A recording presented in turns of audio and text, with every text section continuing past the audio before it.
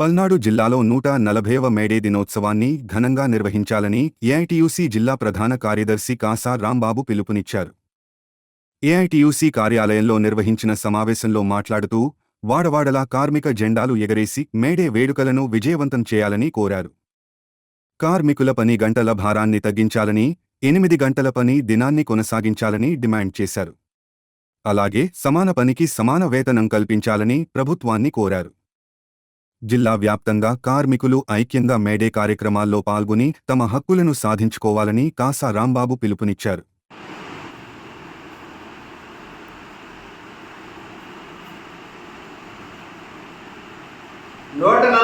May Day దినోత్సవాన్ని పురస్కరించుకొని నరసరావుపేట పట్టణంలో వాడవాడల జెండాలు ఎగరేయాలని చెప్పి ఈ సందర్భంగా కార్మిక వర్గానికి పిలుపునిస్తా ఉన్నాం. ఈరోజు 1886లో చికాగో నగరంలో మరి ఆ రోజు కార్మికుల రక్తతర్పం చేసి ఆ రక్తం నుంచి పుట్టినటువంటి జెండానే ఈ మేడే జెండా అని చెప్పి ఈ సందర్భంగా తెలియజేస్తా ఉన్నాం. ప్రపంచవ్యాప్తంగా 140 దేశాల్లో ఈ మేడే దినోత్సవం ఘనంగా నిర్వహిస్తూ ఉన్నారు. ఈరోజు ఏదైతే 8 గంటల పనిదినం కోసం ఆనాడు పోరాడి సాధించుకున్నటువంటి కార్మిక చట్టాలు ఉన్నాయో ఆ చట్టాల మొత్తాన్ని కూడా తొంగలో తెచ్చినటువంటి పరిస్థితి ఈరోజు భారతదేశంలో కనిపిస్తూ ఉన్నాయి.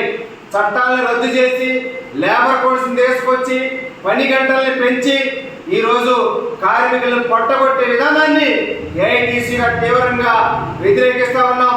రానున్న కాలంలో మేడే స్ఫూర్తితో కార్మికులందరినీ కూడా ఆనాడు కార్ల్ మార్క్స్ గారు చెప్పినట్టు ప్రపంచ కార్మికులారా ఏకం కాండి, పోరాడితే పోయేది లేదు, బానిస సంఖ్యలో తప్పని చెప్పి ఆనాడు కార్ల్ మార్క్స్ గారు చెప్పడం జరిగింది.